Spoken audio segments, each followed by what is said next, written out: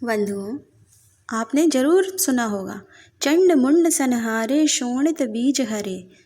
माँ दुर्गा की आरती करते समय आप इस पंक्ति को जरूर पढ़ते होंगे, लेकिन इस पर आपका ध्यान नहीं गया होगा।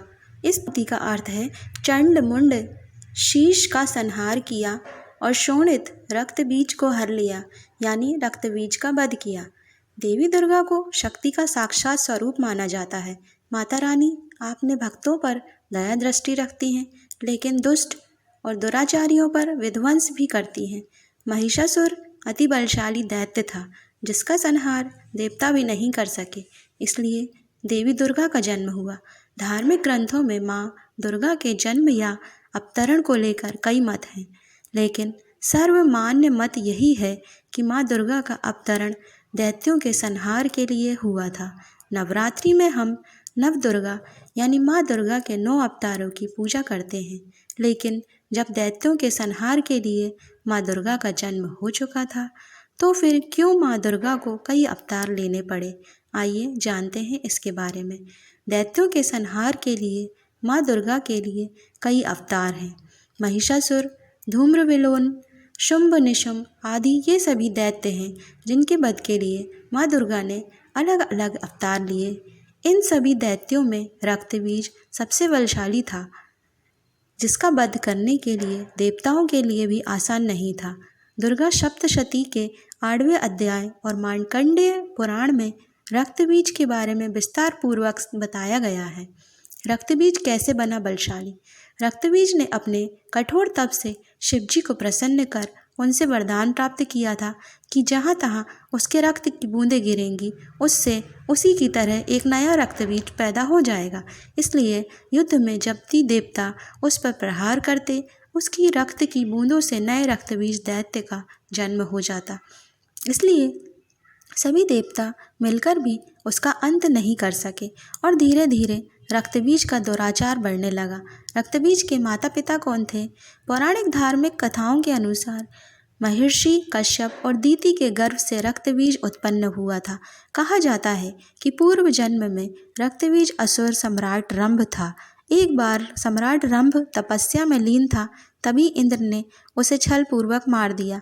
इस तरह से रक्तबीज के रूप में ही सम्राट रंभ का पुनर्जन्म हुआ। उसने फिर से घोर तपस्या की और वरदान प्राप्त किया कि उसके शरीर की एक बूंद भी धरती पर गिरे तो उससे नया रक्तबीज उत्पन्न हो जाए। रक्तबीज का क्या अर्थ है? रक्त का अर्थ लाल या खून से है और बीज का अर्थ जीव से है। इस तरह से रक्तबीज का अर्थ है खून से उत्पन्न होने वाला एक नया जीव। धार्मिक मान्यता के अनुसार आज से लाखों वर्ष पूर्व रक्तबीज नाम का एक दैत्य था, जो बहुत शक्तिशाली था। कैसा हुआ रक्तबीज का अंत, तो आइए जान लेते। ओम जयंती मंगला काली भद्रकाली कपालिनी दुर्गा क्षमा शिवा धात्री स्वाहा स्वधा नमोस्तुते।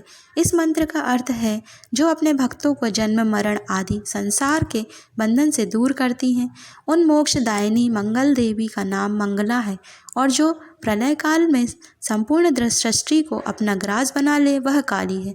रक्तबीज के संहार के लिए ही माँ दुर्गा का अवतरण हुआ। माँ दुर्गा और रक्तबीज के युद्ध हुआ। माँ दुर्गा जैसे ही उसके अंगों को काटने लगी तो उसके रक्त से नए दैत्य रक्तबीज का जन्म होने लगा। इस तरह से रक्तबीज दैत्य की सेना खड़ी हो गई। आखिरकार माँ ने देवी चंडिका को आदेश दिया कि वह रक्तबीज पर प्रहार करे तो वह उसका रक्त पी जाए, इससे नया रक्तबीज उत्पन्न नहीं हो पाएगा। इसके बाद माँ पार्वती ने भद्रकाली का रूप धारण किया। माँ पार्वती के इस रूप को संहार का प्रतीक माना जाता है। इस रूप में माँ की बड़ी बड़ी आँखें, शरीर का रंग काला, लंबी जीभ, आँखों में तेज, गले में मुंडमाला और दैत्यों में के हाथ कटे हुए हाथ थे। माँ काली के इस रूप को सनातन धर्म में अन्य सभी देवी देवताओं में विकराल माना जाता है। जहाँ जहाँ रक्तबीज का रक्त गिरता माँ उसे पी जाती और इससे नया दैत्य उत्पन्न नहीं हो पाता। कहा जाता है कि इस अवतार में माँ का रूप बहुत विकराल हो गया था और उन्होंने कई राक्षसों को निगल भी लिया था। इस तरह से माँ दुर्गा ने रक्तबीज का संहार किया। बंधुओं, बोलो मेरे साथ, जय माता दी। बंधुओं, यदि आपको ये कहानी पसंद आई हो तो प्लीज़ लाइक कर दीजिए, चैनल पर नए हो तो सब्सक्राइब कर दीजिए। मिलते हैं आगे और ऐसे ही अच्छे वीडियो के साथ।